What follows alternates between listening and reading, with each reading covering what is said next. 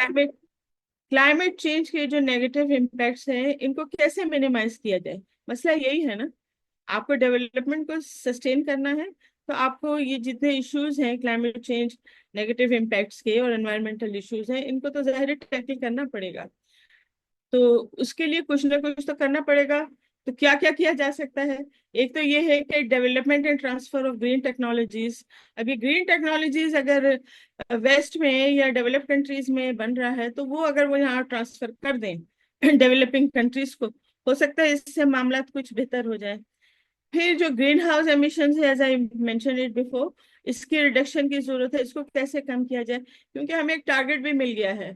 दुनिया ने हमें ये अपने आप को, सबको, दुनिया वालों को ये टारगेट दे दिया है कि 2050 तक आपका जो है ये दुनिया को ग्रीन हाउस एमिशन से जो है ये खत्म कर देना चाहिए।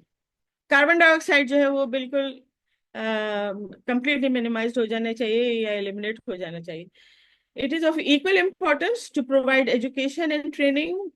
I know those who are in the field of education and teaching, they do understand that the importance of teaching and training and public awareness, and also for the broadest audience possible. And they need to create an informed population, a knowledgeable workforce, and enlightened government officials, not only the people at large, but also those who are in the responsible positions of making policies, like the government officials, in their role in climate. I mean, this is their role to do something about. They have to play the role of climate change mitigation and adaptation, and it has to be not only immediate but urgent too. So we and future generations, we must adapt to a new normal where climate change, even if controlled, it will continue to pose significant challenges. ठीक है ना? अगर इसको control भी हम कर लें, फिर भी ये चैलेंज इतना बड़ा है कि इसको आसानी से आप कंट्रोल नहीं कर सकते। सही तरीका या बेहतर तरीका क्या है? What should be the best way forward?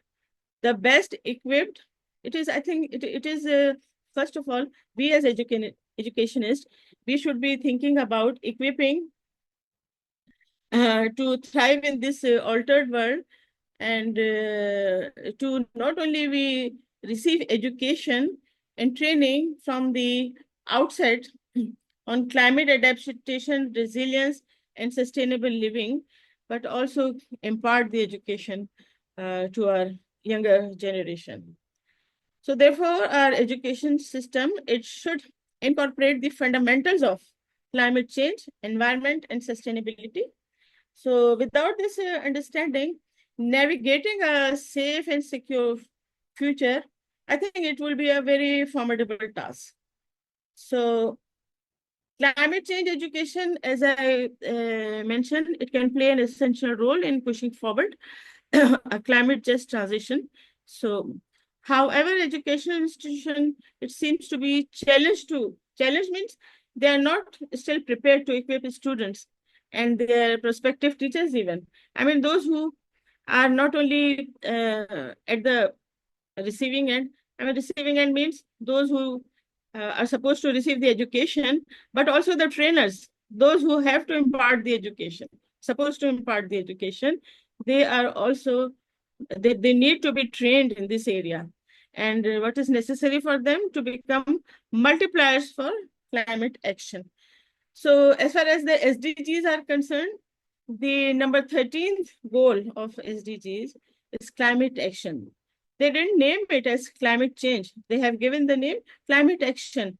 यानी ये सिर्फ आप जो है इसको पढ़ के या इसकी ट्रेनिंग हासिल करके आप आराम से ना बैठ जाएं, इस पे कुछ आपको एक्शन करना पड़ेगा। तो जो ट्रेनिंग है और एजुकेशन है इस फील्ड में, वो एक्शन ओरिएंटेड भी होनी चाहिए। सिर्फ उसको पढ़ के जो है वो आप उसको भूल ना जाए। तो ये इस वेबिनार में मैंने ये सोचा है कि we are going to have a 5 rounds of discussion. 5 rounds means 5 question answers. And the format is like this. If you agree, then I'm going to put a question to all my panelists and one by one and start discussing. The first question to all my panelists is what, in your opinion, is the importance of young people to get formal education of climate change and environment in institutions of learnings and in school and all. So what is mainly the importance of teaching environmental economics and about the environment and about climate change and its impact to the young people?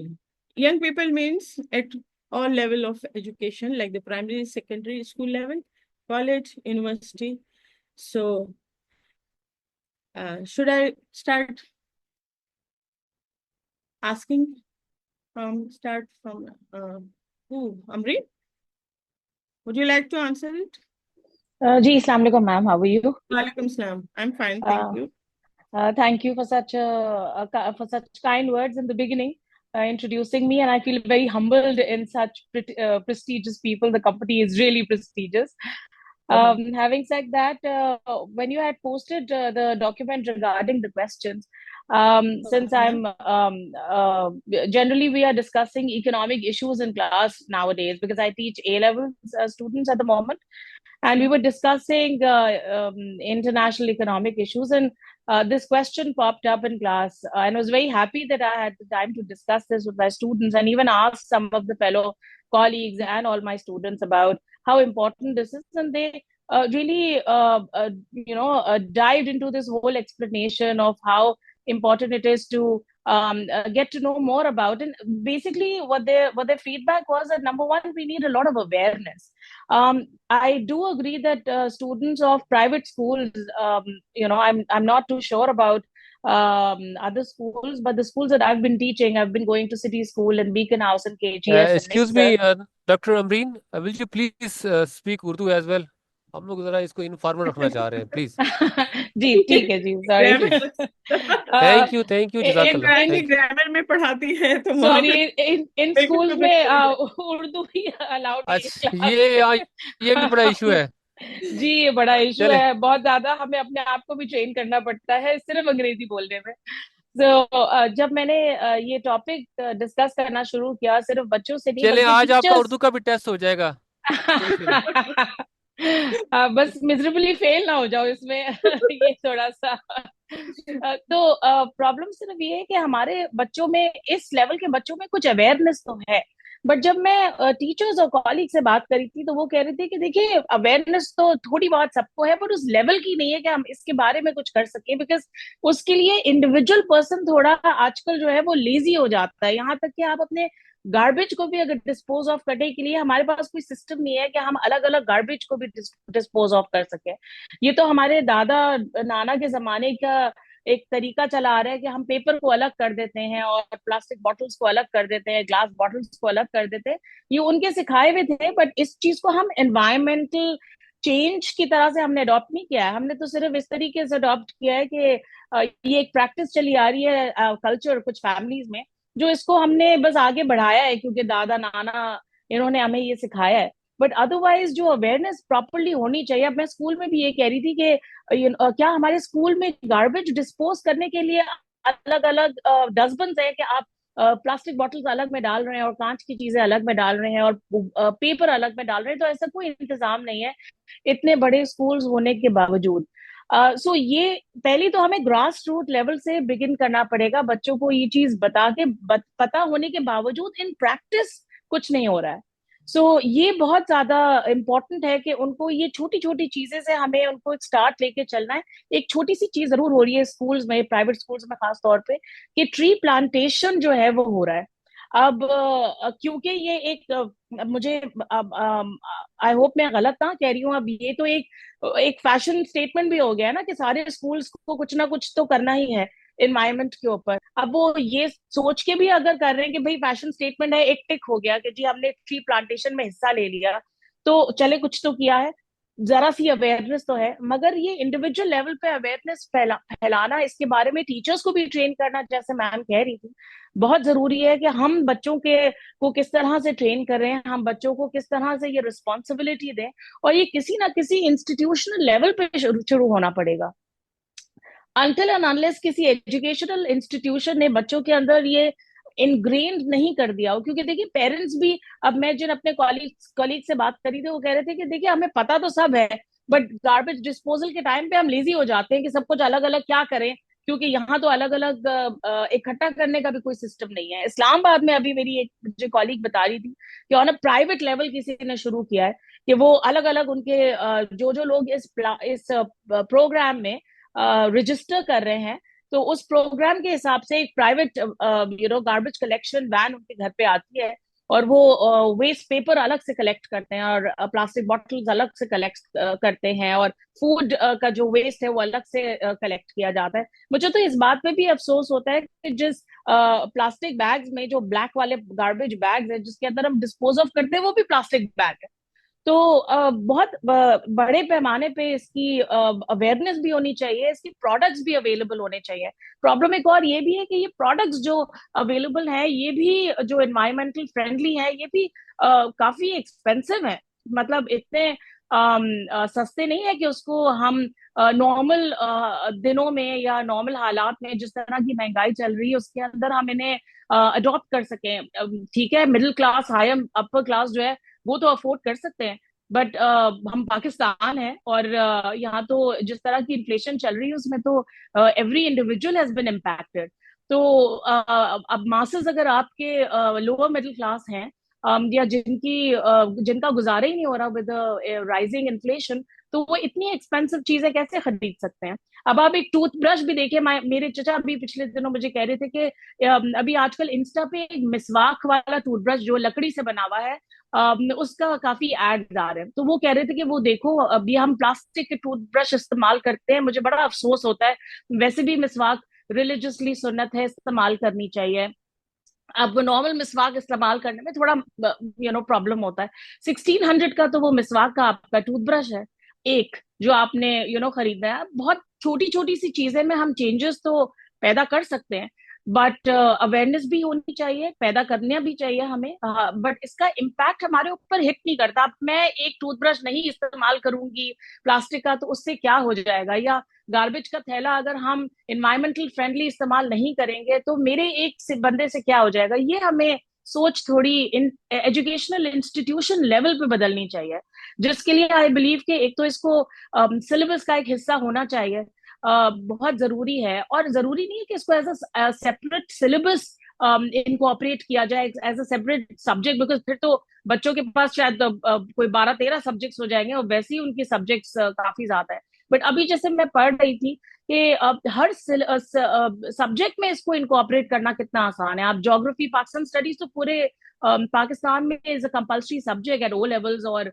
तो उसके अंदर हम geography में भी अगर एक portion इसका as a compulsory study और एज अ टेस्टिंग ऑल्सो, मतलब जरूरी है कि हम पाकिस्तान स्टडीज में ज्योग्राफी में सस्टेनेबल इकोनॉमिक्स को, या क्लाइमेट चेंज के एक टॉपिक को कंपल्सरी बना दें हम, चाहे वो इंटरमीडिएट हो या फिर ओ लेवल्स लेवल पे हो, या हर लेवल पे होना चाहिए। आई थिंक इंटरनेशनल को तो, क्योंकि हम तो कैम्ब्रिज को केटर करते हैं, मगर इंटरनेशनल लेवल पे तो इस चीज को ज्यादा होना चाहिए कि ये प्रॉपर सब्जेक्ट के तौर पे पढ़ाया जाए। इसको बायोलॉजी में भी पढ़ाया जा सकता है क्योंकि इसके इम्पैक्ट आपके हेल्थ के ऊपर बहुत ज्यादा है। इसको ज्योग्राफी में भी इंक्लूड किया जा सकता है, इकोनॉमिक्स में तो डेफिनेटली इंक्लूड किया जा सकता है। ज्योग्राफी तो एक like I said core subject है। इंग्लिश उर्दू में भी इसको इनकॉपरेट किया जा सकता है। आपके ऊपर एक ऐसे जरूर आना चाहिए क्लाइमेट इम्पैक्ट का। ये मैंने अपने वैसे बाय द वे इकोनॉमिक्स के पेपर्स में, अभी रिसेंटली ओ लेवल्स के पेपर्स में ये चेंज देखा है, सस्टेनेबिलिटी, एनवायरमेंट चेंज वगैरह, ये इनके ऊपर सवालात अब देना शुरू कर दिया है उन्होंने, ताकि बच्चे इसको पढ़ें। और ये जो हम 3 Rs कहते हैं, रिड्यूस, रिसाइकल, सो इनको भी बच्चों को सिखाया गया है, और इसको किस तरह सस्टेनेबल ग्रोथ को इस्तेमाल करना चाहिए और इनकॉपरेट करना चाहिए। बट ये अभी बहुत छोटे लेवल पे हुआ है। अगर इसको हम थोड़ा सा कंपल्सरी कर दें तो I guess at an educational institution level थोड़ी अवेयरनेस बढ़ जाएगी। Hopefully that will improve. Okay, Amreen, thank you so much for your thank you very, ma'am. very, very nice response to this question of importance of education, environmental education और climate change education. तो लेकिन देखिए अमरीन, मुझे थोड़ा सा एक चीज और I need to clarify that जब आप अवेयरनेस की बात करते हैं ना, तो अवेयरनेस और education which is formal education, I mean, इसमें जो फर्क है, ठीक है ना? आप मासेस को अवेयर कर रहे हैं, यू नो, फ्रॉम डिफरेंट, सिर्फ लेकिन जब आप एजुकेशनल इसकी बात करते हैं, फॉर्मल एजुकेशन की, इसमें अवेयरनेस से ज्यादा, you know, it is something higher level of things. यानी आप उनके कोर्सेज में, जैसे आपने कहा, आप डिफरेंट उनके जो सब्जेक्ट्स हैं, डिफरेंट कोर्सेज हैं, उसमें शामिल कर रहे हैं। तो इम्पोर्टेंस तो डेफिनेटली है यंग जनरेशन को, लेकिन जैसे आप हायर लेवल ऑफ एजुकेशन पे जाएं, कॉलेज में जाएं, फिर यूनिवर्सिटी में जाएं, वहां पे तो जाहिर फील्ड आपकी जो है वो प्रोफेशनल भी हो जाती है। फिर उसके बाद आप ऐसे सब्जेक्ट्स पढ़ रहे होते हैं जो प्योरली साइंस से रिलेटेड हैं या फिर सोशल साइंसेज से रिलेटेड हैं। उसमें अगर कम गुंजाइश है इस वक्त कि आप क्लाइमेट चेंज और एनवायरमेंटल एजुकेशन को उसके अंदर उनके, फॉर एग्जांपल केमिस्ट्री, फिजिक्स वगैरह का बड़ा डायरेक्ट रिलेशनशिप है इन सब चीज, एनवायरमेंटल और क्लाइमेट चेंज की। लेकिन चूंकि वो ऐसे कोर्स सब्जेक्ट्स हैं जिसका अपना स्कोप बहुत ज्यादा है, तो मेरा ये ख्याल है, मतलब I tend to agree with you, but awareness and education, formal education, there is a slight difference. ठीक है, नॉनसेंस तो होते हैं, आपको पता है। तो ये मैं कहना चाह रही थी कि फॉर्मल एजुकेशन जो है वो एक हायर लेवल है अवेयरनेस का, क्योंकि उसमें फिर वो जैसे आपने ये भी कहा कि भाई ठीक है, बच्चों को शामिल कर लिया है, वो उसमें वो जो ट्री प्लांटेशन की जो एक्टिविटी होती है, उससे भी वो तो जाहिर है उनको हैंड्स ऑन प्रैक्टिस भी हो रही है। लेकिन जब आप फॉर्मल एजुकेशन लेंगे तो वो आप उसको बड़ा इन डेप्थ इनको जो है पढ़ाना पड़ेगा। Thank you so much. अब doctor Samreen madam, you are here? जी जी जी, आई एम हियर। हाँ, please. Thank you so much again for being with अस।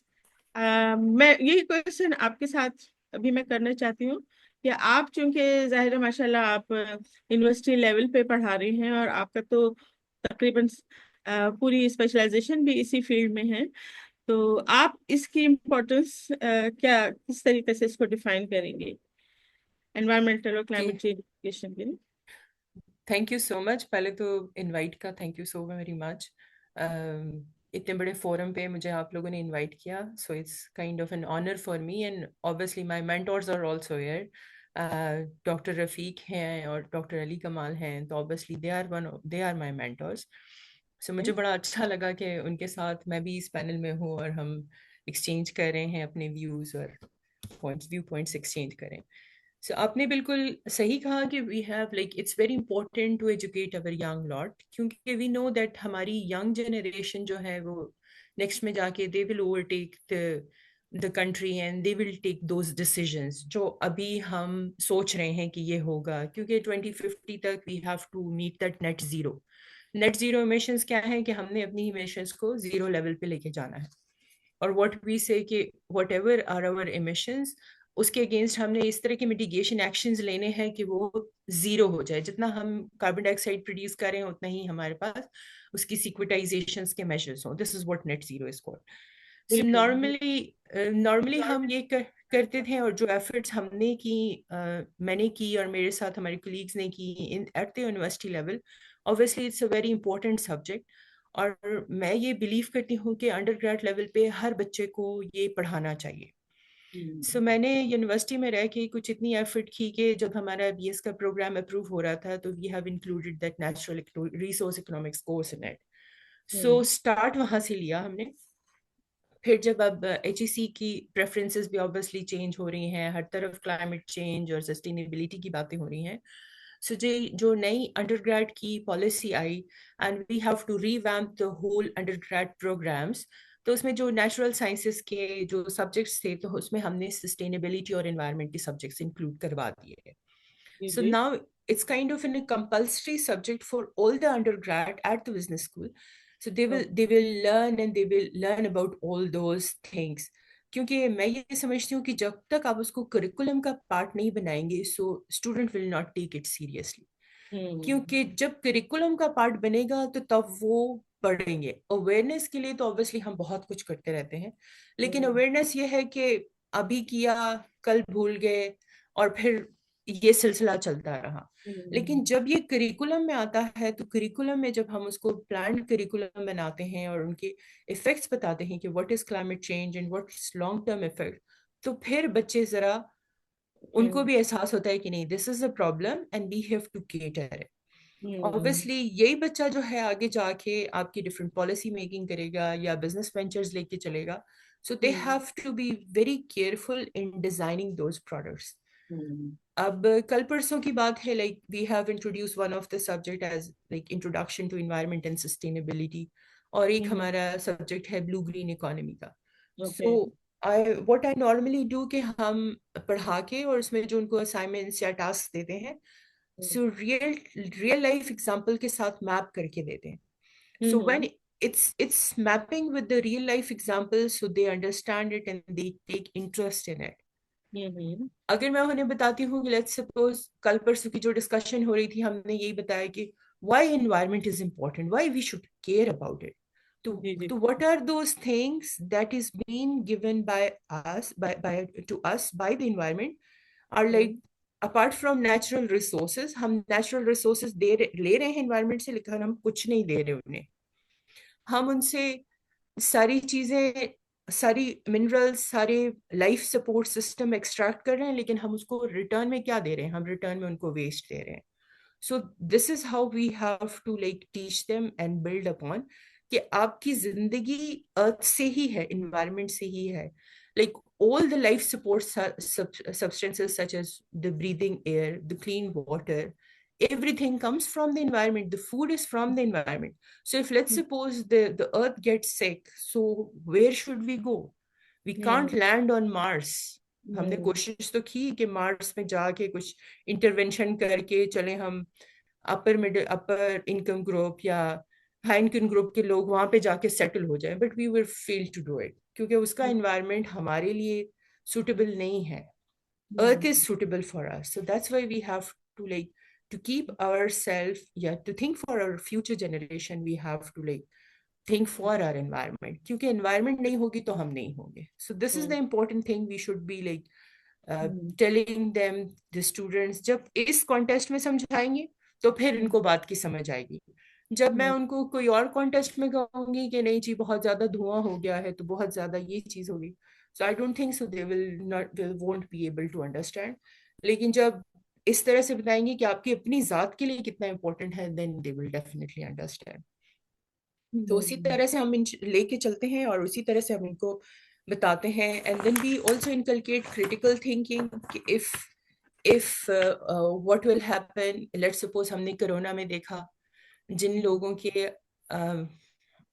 के लंग्स का इशू आ गया था, so what were the cost that they were paying to get that one cylinder of oxygen. So जब उस cost को हम कैलकुलेट करते हैं तो क्यों नहीं हम शुक्र करते अल्लाह का कि उसने लंग्स बनाई है और हमें एनवायरनमेंट दिया है। अगर ये एनवायरनमेंट खराब हो गया तो it means we should shift to oxygen cylinder. कितनी कॉस्ट पड़ेगी? So it's a free asset, so we should be very careful in using it. So I think this is like very important. तो हम अपने तरफ से तो कोशिश करते हैं, सेशंस कराते हैं और ऑब्वियसली अवेयरनेस भी की जाती है, लेकिन आई थिंक जो इम्पैक्ट क्लासरूम में करिकुलम पढ़ा के और उनसे उनकी असेसमेंट करके होता है, I think that's kind of life long learning which they बिल्कुल विल। सही कहा आपने doctor Samreen, you are absolutely right in saying that कि जो क्लास में फॉर्मली पढ़ा के उसका जो इम्पैक्ट आप गेस कर सकते हैं कि क्या हो सकता है, तो जाहिर है कि वो तो होगा, वो तो लाइफ लॉन्ग रहता ही है। क्योंकि अवेयरनेस के लिए और भी तरीके हैं, जैसे मीडिया है, मीडिया के थ्रू भी अवेयरनेस क्रिएशन, और ये तो कई सालों से हो रहा है। आपको डेफिनेटली पता होगा, सारे यहाँ पे जो अटेंडेंट्स हैं और पैनलिस्ट हैं, आप सब अच्छी तरीके से जानते हैं एक नेशनल कंजर्वेशन स्ट्रेटेजी जो कि आई थिंक कितने साल हो गए, काफी साल हो गए, 1989 90 या 91 में, ये उस जमाने में मिनिस्ट्री ऑफ एनवायरनमेंट होता था इस्लामाबाद में। और IUCN, अगर आप लोगों ने सुना है, international union for conservation of nature, ये इन्होंने मिलके जो है ये नेशनल कंजर्वेशन स्ट्रेटेजी बनाई थी, which is suppose to be the Bible of environment. फिर बाद में जाके फिर क्लाइमेट चेंज के इश्यूज जो है वो सामने आ गए हैं, लेकिन उस वक्त जो है वो एनवायरनमेंट के ऊपर पाकिस्तान में ये बहुत जबरदस्त डॉक्यूमेंट, जिसमें काफी डाटा मौजूद है हमारे इंफ्रास्ट्रक्चर के बारे में, हमारे जितने नेचुरल रिसोर्सेज हैं जिनका एनवायरनमेंट से ताल्लुक है। तो 10 साल के बाद जब वो पब्लिश होने के और वो उसको डिसेमिनेट किया गया इन एवरी सेक्टर, हर जगह पे उसको, यानी मेरे ख्याल है हर यूनिवर्सिटी में भी डिसेमिनेट किया गया, मुख्तलिफ मिनिस्ट्रीज में किया गया, to the public at large. अच्छा, फिर 10 साल के बाद जब उसका इवेल्युएशन किया गया कि उसका क्या इम्पैक्ट है, तो मैं भी उस इवेल्युएशन टीम में थी। तो आपको यकीन नहीं आएगा कि इतना बड़ा जो मोटा डॉक्यूमेंट नेशनल कंजर्वेशन स्ट्रेटेजी था, उसका इम्पैक्ट सिर्फ इतना निकला कि 10% उसकी जो है ना अवेयरनेस, वो 10% of the population of the country उसको हुई है। तो फिर मैंने तो ये सोचा कि ये तो बहुत ही अजीब सी बात है कि जो जब ये इतना बड़ा डॉक्यूमेंट बनाया गया है तो अवेयरनेस इतनी कम उसका उसको रीच आउट किया गया है। तो आई डोंट नो, मुझे ये फील हुआ कि भाई इस तरह तो कई सालों तक काम नहीं बनेगा। जो पर्पस है कि लोगों को इस ये जो अवेयरनेस है के अलावा भी, तो वो तो फिर जो हमारी यंग लोग हैं, जो हमारी नई जनरेशन है, जो फ्यूचर में हमारे बच्चे होंगे, उनको एक रेगुलर पॉलिसी के तहत जो है एक रेगुलर ट्रेनिंग और एजुकेशन थ्रू ये जितने हमारे इंस्टीट्यूट्स हैं टीचिंग के, हमारे एजुकेशन के, और न सिर्फ ये बल्कि जो वोकल ट्रेनिंग है, वो वोकेशनल ट्रेनिंग है, वो भी बड़ी जरूरी है। वोकेशनल ट्रेनिंग भी एनवायरनमेंट के ऊपर और ये क्लाइमेट चेंज के इश्यूज के ऊपर जरूर मिलनी चाहिए। अच्छा, ये thank you so much doctor Samreen once अगेन। अब मैं डॉक्टर रफी साहब, आर यू देयर? हेलो। जी जी जी। जी जी डॉक्टर साहब, आप माशाल्लाह, आपका तो जो है वो बड़ा एक्सपीरियंस है, टीचिंग का भी है, रिसर्च का भी है। यू आर, मेरा ख्याल है कि आपको तो बहुत अच्छी तरीके से अंदाजा है इसकी इम्पोर्टेंस का। थोड़ा सा मुझे हमें बल्कि सबको ये गाइड करें कि इसकी इम्पोर्टेंस जो है वो लोकल लेवल पे अगर हम फील कर रहे हैं कि है, और इंटरनेशनल लेवल पे तो जाहिर है वहाँ पे बहुत काम किया जा रहा है। आपका क्या एक्सपीरियंस है? आप ट्रैवल भी करते रहते हैं, आप कई मुख्तलिफ मुल्कों में भी गए हैं, एडवांस मुल्कों में भी गए हैं, तो वहाँ पे वो लोग इस एजुकेशन की इम्पोर्टेंस को किस तरह समझते हैं? जो डेवलप्ड कंट्रीज हैं, वहाँ के जो इंस्टीट्यूशंस हैं एजुकेशन के, how they perceive this thing? I mean, do they really think that it's very important for the whole world? और अगर ये है तो आपके ख्याल में वो लोग क्या कर रहे हैं? जी जी, thank you so much. First of all, I would like to thank PEF for having me. और thank you all the speakers. आप बजाते खुद आपने काफ़ी स्टेज जो है वो सेट कर दिया इसके ऊपर, और इसी तरीके से अमरीन आदिल और डॉक्टर समरीन बाबर ने भी काफ़ी एक्सटेंसिवली इस पर डिस्कशन कर ली है। क्लाइमेट चेंज जो है वो हमारे जैसे मुल्कों में अगर आप देखें, अभी थोड़ी देर पहले रिपोर्ट आई है जर्मन ग्रीन वॉच की तरफ से, जो रिस्क इंडेक्स रिवाइज किया गया है 2021 के बाद, तो 2022 में पाकिस्तान जो है वो टॉप मोस्ट कंट्री आ गया है in terms of climate related risk. और बिल्कुल। वैसे भी अगर आप इसको देखें तो हमारा जो जियोग्राफी है, because we are near to Tropic of Cancer, तो उसमें जितने भी एक्सट्रीम इवेंट्स हैं उसके लिए वी आर वुलरेबल। जो हमारा जोग्राफिकल लोकेशन, फिर अगर आप हमारा ट्रेन देखें तो चतराल से लेके और केटी बंदर तक तो हमारे पास मुख्तलिफ इकोलॉजिकल जोन्स हैं, जिसमें कि अर्बन फ्लडिंग भी है, जिसमें कि टोरेंशियल रेन्स भी है, टोरेंट्स भी हैं, जिसके अंदर हमारे पास ड्राउट्स के भी इश्यूज हैं, जिसके अंदर हमारे पास ह्यूमिड सब ह्यूमिड एरियाज हर किस्म का है। तो हम हमें जो है वो बहुत ज़्यादा वुलरेबल हैं। बाकी नेशंस जो आपका कहते हैं वो क्या कर रही हैं, तो चूंकि सारा जो एडवांस नॉलेज है वो आता ही यूएस से है या ईयू से है, जितने फ्रेमवर्क्स हो गए या जितनी एकेडमिक रिलेटेड एक्टिविटीज़ होगी, तो वहाँ पे तो इसको मेन स्ट्रीम कर चुके हैं वो। प्राइमरी एजुकेशन में भी उसको पढ़ाया जाता है वहाँ पे। हमारी तरह तो लेवल्स और पब्लिक सेक्टर स्कूल्स का डिफरेंस वैसे नहीं है, एक ही तरह की एजुकेशन है। ऑफ कोर्स एलीट स्कूल्स वहाँ पे भी होते हैं, लेकिन जनरली जो है वो क्लाइमेट चेंज को मेन स्ट्रीम किया है प्राइमरी एजुकेशन से लेके और पीजी लेवल तक आप कह सकते हैं, हर जगह पे इसको लोगों की समझ बूझ है। एक तो उनमें और हम में अपने में डिफरेंस भी करना चाहिए। हम रिसीविंग एंड पे हैं, like we are the global south और वो ग्लोबल नॉर्थ हैं। एक परसेप्शन है जैसे कि अभी भी इस वक्त क्लाइमेट डिनायर्स जो हैं वो वाइट हाउस में बैठे हुए हैं और वहाँ पे ऐसे लॉबीज हैं जो कि इसको डिनाई करते हैं। हाँ तो मेरे ख्याल में उनसे हमें थोड़ा डिफरेंटली अपने आप को देखना चाहिए। हम तो रिसीविंग एंड पे हैं और हाँ उसमें भी अब हम टॉप मोस्ट कंट्री में आ गए हैं। अगर बिल्कुल। 1993 से लेके 22 तक हम 56 पोजीशन पे हैं, लेकिन अगर 22 का सिर्फ डेटा लिया जाए तो उसमें जो इवेंट्स हुए हैं, जो आपने देखा, जो हमारे फ्लडिंग हुआ, 30 बिलियन का लॉस हो गया, जी जी 2000 लाइफ जो है वो लॉस्ट हो गई उसमें, और ये जो है वो हमारा बहुत बड़ा इम्पैक्ट आया उसके लिए। जनरली तो हमारे यहाँ पे जो है वो क्लाइमेट चेंज को हमें सिर्फ अवेयरनेस के लिए या लोगों का बिहेवियर चेंज के लिए नहीं, बल्कि हमें चाहिए ये है, अभी जो हमारा विजन है, because now I am working at the Pakistan climate change authority for the federal hmm government, we are autonomous body other than the Ministry of Climate Change। तो जी वहाँ जी पे हमारा कोशिश ये है कि हम ऐसा इन्वायरमेंट क्रिएट करें जहाँ पे ग्रीन एंटरप्रेन्योरशिप जो है वो उसको इंसेंटिवाइज किया जा सके। जी वेयर इज ग्रीन एंटरप्रेन्योरशिप का मकसद ये है कि जो सप्लाई चेन है हर प्रोडक्ट का, उसके हर एंगल पे, उसके हर फेसेट के ऊपर जो ग्रीन, जो ब्राउन एक्टिविटीज़ हैं उसको ग्रीन में कन्वर्ट किया जा सके। मिसाल के तौर पर टेक्सटाइल है, तो टेक्सटाइल का जो है वो कॉटन प्लकिंग से लेके और उसका फैब्रिक बनने तक जितना प्रोसेसेस हैं, वो सारे के सारा के अंदर जो जीएचजी इमिशंस हैं उसको अगर हम कम कर सकते हैं तो फिर हम कह सकते हैं कि हमारी जो कॉटन की प्रोडक्शन है या हमारा फैब्रिक का प्रोडक्शन है वो दैट इज़ बिकम ग्रीन। और वो हमारी रिक्वायरमेंट भी अभी एक है। आप बात कर रही हैं यंग लोगों की एजुकेशन क्यों ज़रूरी है, तो अगर आपने ऑब्वियसली बिकॉज आप इसके आपकी फील्ड है, तो 2030 तक एक रेगुलेशन आ रही है यूरोपियन यूनियन में भी और यूके में भी, जिसको सीबैम कहते हैं, climate carbon border adjustment mechanism, जिसमें ये है कि अगर आपकी प्रोडक्ट वहाँ पे वो लोग इंपोर्ट कर रहे हैं और उसकी अगर एक्सक्यूज मी डॉक्टर रफीक साहब, will you please open your camera as well? Audience आपको देखना भी चाह रही है, अगर पॉसिबल है तो। जी थैंक यू जी जी, प्लीज। No issue. मैं वो चाह रहा था कि अगर स्ट्रीमिंग का कोई इशू ना बन जाए तो। अच्छा, तो मैं अर्ज ये कर रहा था कि हमारी जो है वो हमारे जैसे मुल्कों की जैसे जिसको आप कहते हैं ना डबल जेपटी, एक तरफ तो हम सबसे ज़्यादा अफेक्टेड कंट्रीज में हैं।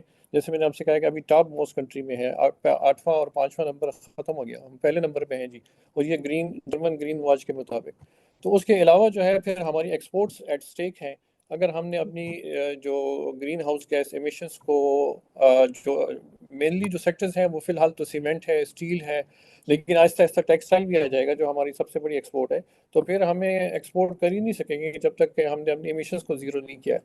अब उसको ज़ीरो करने के लिए हमें स्किल चाहिए, यानी वेस्ट वाटर ट्रीटमेंट प्लांट चलाने के लोग, वो बनाने के लोग, इसी तरीके से जो जो कॉटन है वो उसके वो ऐसे एग्रीकल्चरिस्ट जो कि क्लाइमेट स्मार्ट एग्रीकल्चर को समझ सकते हैं। फिर इसकी सारी हमें फाइनेंसिंग चाहिए, तो क्लाइमेट फाइनेंस के एक्सपर्ट्स चाहिए हमें। ग्रीन बॉन्ड्स, ग्रीन सकूक की बातें हो रही हैं अभी, जो है वो मिनिस्ट्री और स्टेट बैंक मिलकर टेक्सोनोमी जिसको कहते हैं ना जी, क्लासिफिकेशन, अभी ऑफिशियल क्लासिफिकेशन आ रही है कि हर सेक्टर के अंदर ग्रीन एक्टिविटी किसको कहते हैं।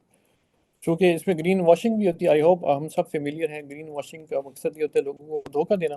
तो वो ग्रीन वॉशिंग्स को अलहदा करने के लिए स्टेट बैंक और एफसीडीओ और मिनिस्ट्री ऑफ क्लाइमेट चेंज ने एक डॉक्यूमेंट तैयार किया है जो फिलहाल पब्लिक के लिए हम डिस्प्ले किया हुआ है कि उस पर कमेंट करें।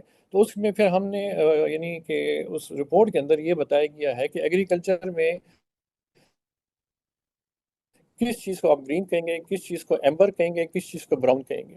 ताकि उसके ऊपर फाइनेंसिंग लाई जा सके। अच्छा, फिर इसके ऊपर फाइनेंसिंग जो है वो पब्लिक सेक्टर खुद नहीं कर सकता, या हम GCF का वेट नहीं कर सकते कि हमें ग्रीन क्लाइमेट फंड जो है वो पैसे दें।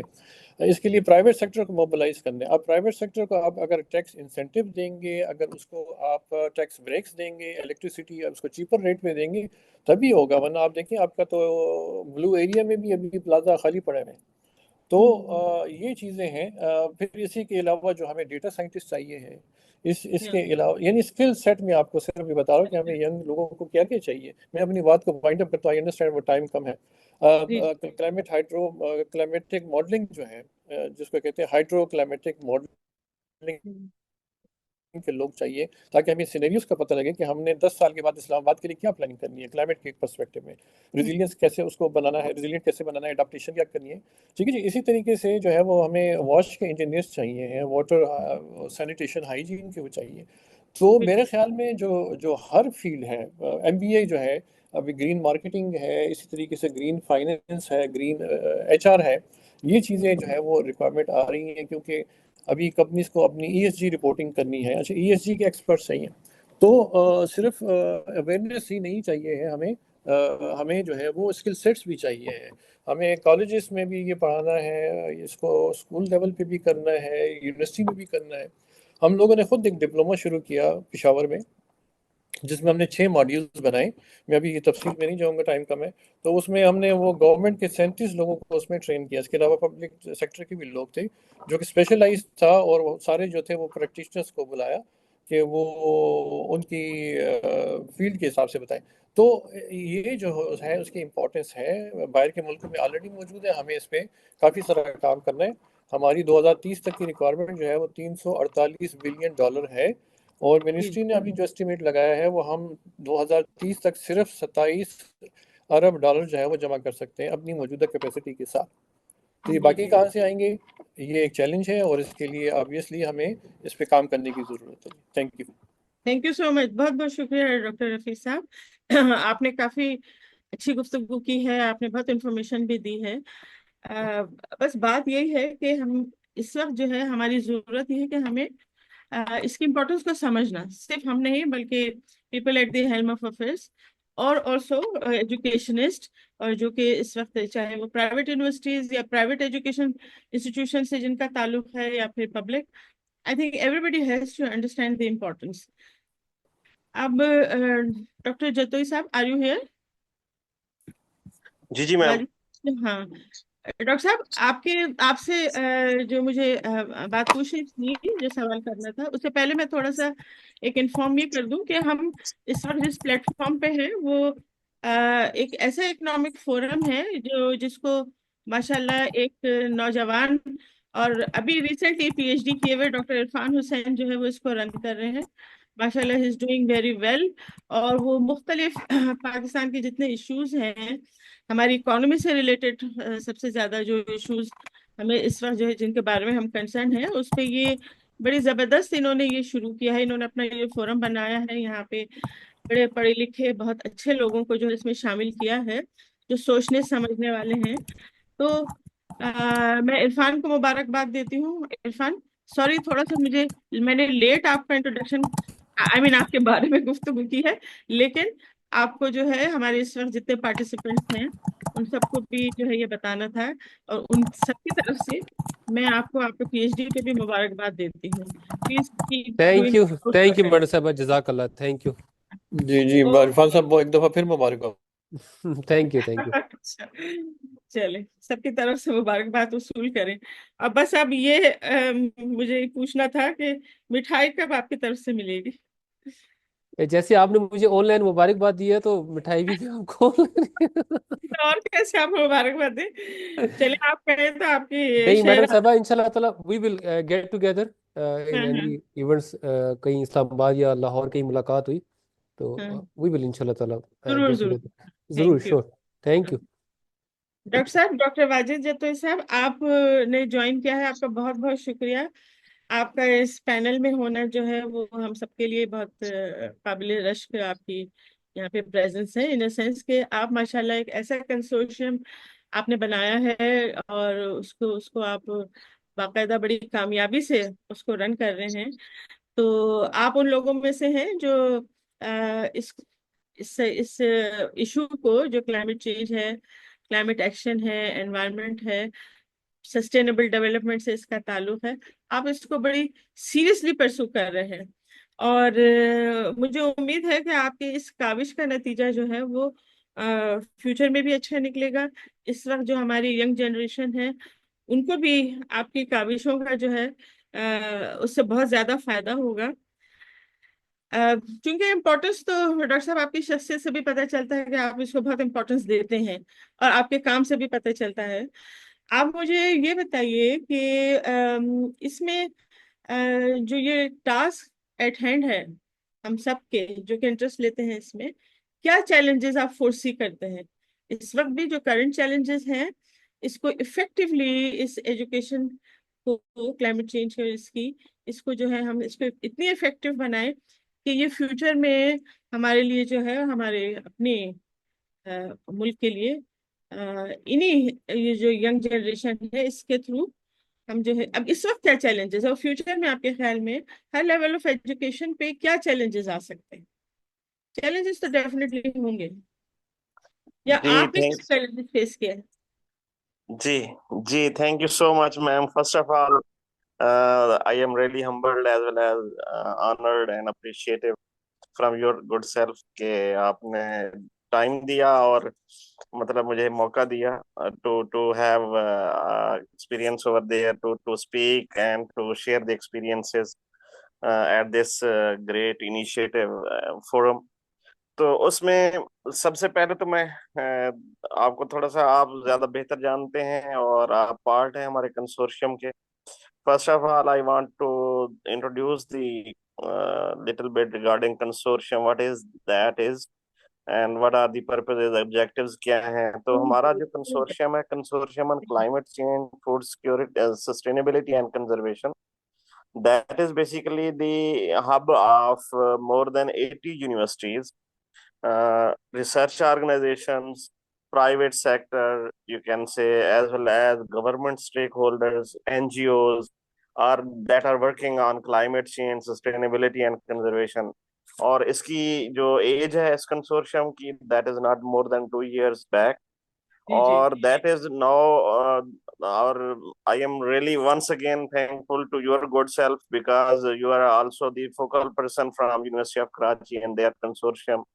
और उसकी एक्टिविटीज और उसकी अवेयरनेस और जो भी उसके प्रोसीडिंग्स हैं वो आप देखते भी रहते हैं on daily basis, I would say. तो जी उसमें हमारा जो मेन फोकस था वो हमारे पास 10 SDGs हैं जो डायरेक्टली और इनडायरेक्टली लिंक करते हैं आपके जितने भी food security, climate change, sustainability, conservation और जीरो हंगर। और उसमें आपके पास हेल्थ है। हेल्थ पॉइंट ऑफ व्यू से Aga Khan University is part of और कंसोर्शियम। जी जी। Professor doctor Zulfiqar Bhutta has its part of international advisory board, and also he has a great contribution with us by okay. introducing different types of scholarships, especially for the consortium partners regarding women in science for climate change and health। तो उन्होंने different types के scholarships भी दिए। Anyways उसकी तरफ मैं थोड़ा सा प्रैक्टिकल प्रोसीडिंग चैलेंजेस तो मैडम साहबा जिस तरह आपने फरमाया है ना, हर जगह पे हैं, and each and everything and every challenge that we all people know, but problem is how we have to address within the available resources। First of all मैं आपको थोड़ा सा प्रैक्टिकल जो सॉल्यूशंस हैं, सॉल्यूशन की तरफ या एक्शंस की तरफ हम थोड़ा सा मैं आपको ब्रीफ कर दूं कि we have started the solution, we tried our level best, and I am really appreciative with this type of idea that Professor Dr. Shazia Anjum Sahiba, currently she is working as a Vice Chancellor in one of the women university in here in Bahawalpur, and also was the Vice Chancellor at that time, Professor Dr. Uh, Athar Mehboob. He was basically the pioneer person and patron in chief for this consortium। तो उन्होंने practical proceedings में सबसे पहले तो start इस्लामी university Bahawalpur से किया।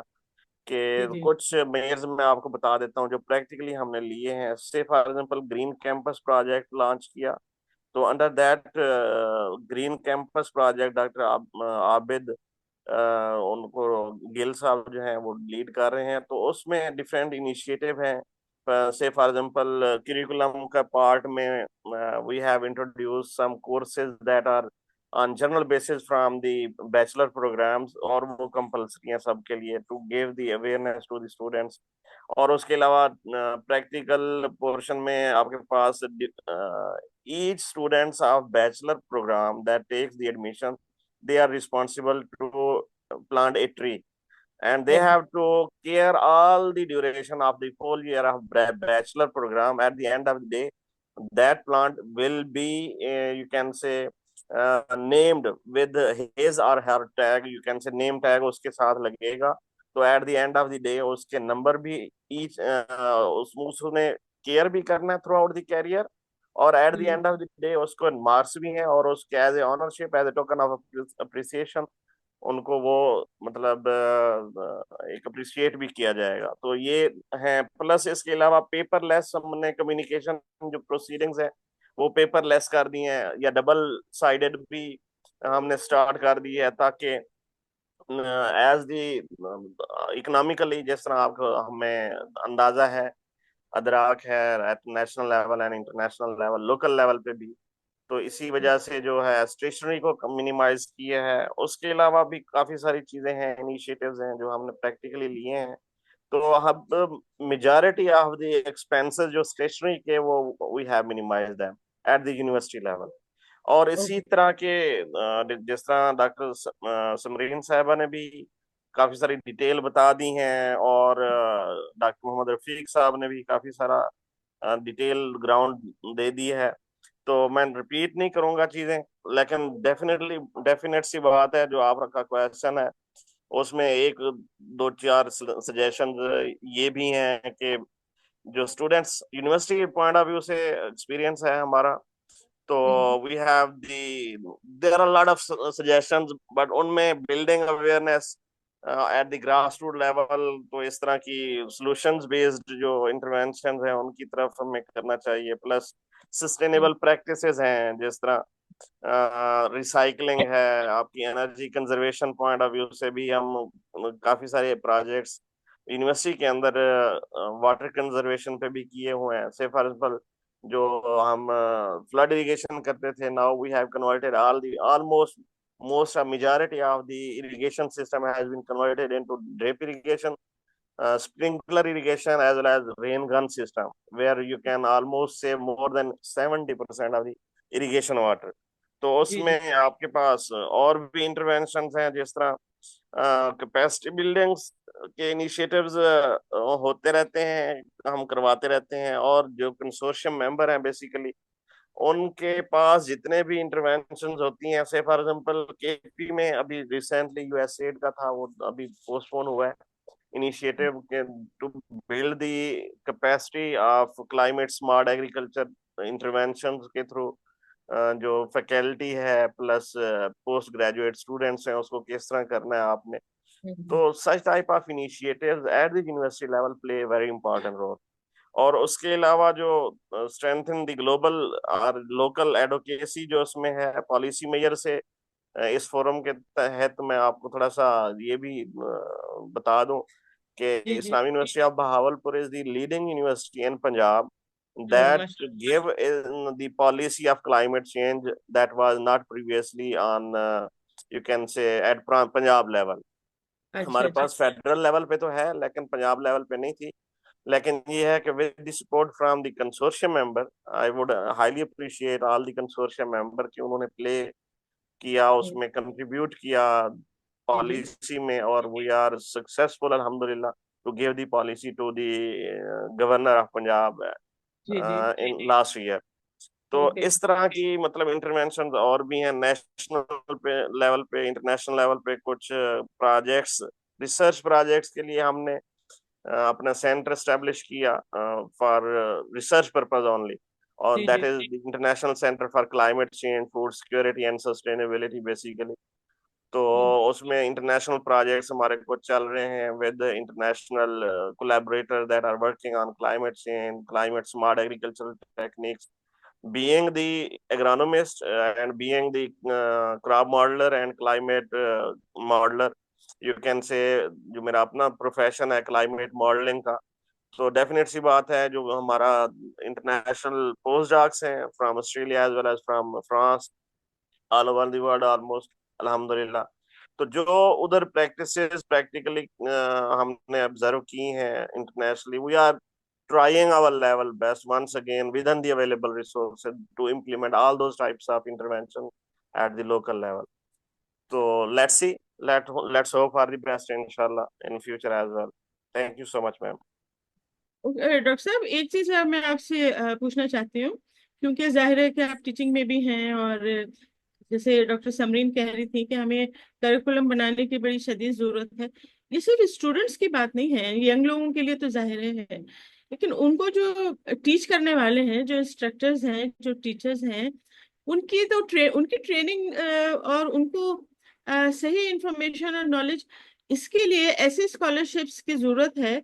आपके कुछ एफर्ट्स हैं इस सिलसिले में? आपने डॉक्टर भुट्टा साहब का जिक्र किया है कि वो शायद कुछ स्कॉलरशिप्स जो हैं आगा खान यूनिवर्सिटी की तरफ से, या उनका जो इंस्टीट्यूट है, institute of global health and development, उसकी तरफ से जो है वो कुछ उन्होंने ऑफर की है या शायद पहले दे दी हैं. तो एक मुझे जो चैलेंज एक लगता है, आपकी तो काबिश माशाल्लाह बड़ी जबरदस्त हैं, बहुत कुछ इसमें आपने किया है, लेकिन ये एजुकेशन इंस्टीट्यूशंस पे ट्रेनिंग ऑफ द ट्रेनर्स, मुझे ऐसा लगता है कि ये एक बड़ा चैलेंज है. तो और स्कॉलरशिप्स इतनी इजीली अवेलेबल नहीं है. जो बच्चे पढ़ना चाहते हैं वो तो जाहिर है ट्रेन टीचर्स ही उनको बहुत अच्छी तरीके से ट्रेन कर सकते हैं. तो ये आपके ख्याल में ये एक चैलेंज नहीं है? Madam, thank you so much for great question. Actually इसमें फिर वही बात आ जाती है कि जो कैपेसिटी बिल्डिंग या ट्रेनिंग, जी जी all those are itself challenges हैं हमारे पास.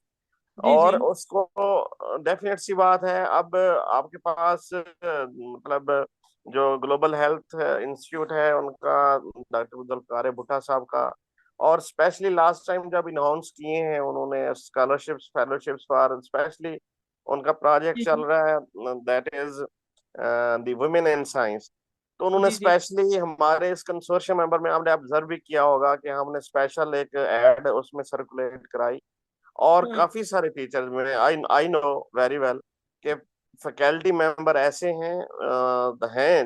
जो कंसोर्शियम के डिफरेंट यूनिवर्सिटीज के जिन्होंने अप्लाई किया और उन्होंने सक्सेसफुली उसको मतलब कंप्लीट किया. तो इट्स ओपन, डेफिनेट सी बात है, it's open opportunity, you know. जी जी अब जो इंटरेस्टेड होता है तो फिर वो ग्रैब कर लेता है, जो जी इंटरेस्टेड जी नहीं होता तो डेफिनेट सी बात है दे पीपल गो बिहाइंड. और हम्म उसके अलावा आप इसमें ये भी कह सकते हैं कि डेफिनेट सी बात है, training of trainers itself is a big challenge. जिस तरह या रफीक साहब बता रहे थे जी जी कि इनिशियल लेवल पे, अब हमारे यहाँ इंटरनेशनली आप जो यकीन करें, जो क्लाइमेट मॉडलिंग और crop modelling, they people are going to, you can say, shifted all these types of modeling techniques into AI, you know. तो जी जी इंटरवेंशंस एग्जैक्टली आ चुकी हैं, बट वी बिल्कुल. Are still don't know about modelling. Modelling तकरीबन हाँ 80s में 70s में बिल्कुल. शुरू हुई. जी ठीक है, हाँ जो अब इसी फोरम के तहत मैं थोड़ा सा ये भी आपको, I proud to be, you can say, in expressing this type of feeling that I am part of that team that initially started their climate change concept from academia. I mean, to say, uh, the University of Agriculture, professor doctor Ishfaq Ahmad Chatta, शायद आप जानते हो या सुना हो. तो जी he ji is currently, basically he is now he is the vice chancellor at Ghazi University, Dera Ghazi Khan. He is the person basically to start the climate change proceeding, climate modeling, crop modeling, all types of interventions in late 2000 almost. तो जी जी he is the pioneer person basically. और जी उसमें हमारे पास अब आके, मतलब आप कह लें के 2010 में जाके या 15 के जब HEC ने इंटरवेंशन की, मतलब डॉक्टर अताउर रहमान साहब ने मतलब अपॉर्चुनिटीज दी बहुत सारी। तो उस वो slots, indigenous scholarships, foreign scholarships, तो वो लोग जो मतलब वहाँ लोकली या इंटरनेशनली जो PhDs करके आए थे वो अब आके सर्व कर रहे हैं, मतलब दे पीपल नो। और हम हमारे पास थोड़ा सा ये भी इशू है कि we are still in the early stage for जी जी यू कैन से लर्निंग हम हर चीज को अर्निंग में देखते हैं, विद ड्यू एब्सोल्युटली। रिस्पेक्ट। लेकिन हाँ इस हाँ, तरह ये नहीं बात होता, तो है, बिल्कुल। इस तरह चीजें नहीं होती। हाँ आप पहले उसको लर्न करें, उसको हाँ हाँ एक्सपर्टीज लें, then you हाँ have to go for implementation purpose. So हाँ anyways, it's you can say the decision, और फिर in collaboration, without collaboration, without hmm, different stakeholders collaboration, you are unable to go, you got the success rate, you know, in any type of field. तो हम्म, उसमें definitely जो consortium का एक main जो purpose था, objective था, ये भी था कि एकेडमिया से हों लोग, आपके पास इंडस्ट्री से हों, गवर्नमेंट स्टेक होल्डर उसमें पार्ट हो, जी उसमें जी आपके पास NGOs हों, उसमें आपके पास लोकल जो स्टेक होल्डर्स हैं, फार्मिंग कम्युनिटी है, वो भी पार्ट हो, ताकि वो फेस कर रहे हैं ये चीजें, they बिल्कुल। can they people can express the real बिल्कुल problem, and we have, being scientists, we have to go for solutions ji of ji. the you can say the problems that are being faced at the ground level, you know. तो अब 2-3 साल हुए, with due respect and with due permission, I would say, ये कि जब हमें अब पता चला है कि अब हमने फिजिकली इसको ऑब्जर्व किया है कि यार ये अब क्लाइमेट चेंज जो है, अब ये एक रियल थ्रेट बनता जा रहा है, क्योंकि हमारे पास टेम्परेचर डे बाय डे, अब देखें, वी आर बिल्कुल। ऑलमोस्ट, वी वो कहते हैं ना, एक वीक का विंटर रह गया आपके पास, सिर्फ एक वीक या 2 वीक का। सो मतलब all the way you are experiencing with the summer season almost. और बिल्कुल व्हाट इज बिल्कुल। द इम्पैक्ट इसका, आपकी एग्रीकल्चर के ऊपर है मेन। और आप करंटली आप देख लें, जो जी सीजन, बीइंग एग्रीकल्चरल साइंटिस्ट, आपके पास जो आपके पास मतलब वीट, गंदम थी, वो जाके मैच्योर होती है अप्रैल मई में, और हम्म उसका ड्यूरेशन देख लें, अब फरवरी के अंदर आपका टेम्परेचर इतना हाई हो गया है कि दो दो हम्म हफ्ते मतलब 2 महीने का जो उसके हम्म, ऊपर स्ट्रेस है, that will impact ultimately on the yield. तो बिल्कुल। आपके पास 20 to 30% अगर आपका यील्ड जो रिड्यूस हो जाए, तो that have the bigger impact in the larger spectrum, you know. तो इसको, इस तरह की चीजें जो है, we have to take it very seriously.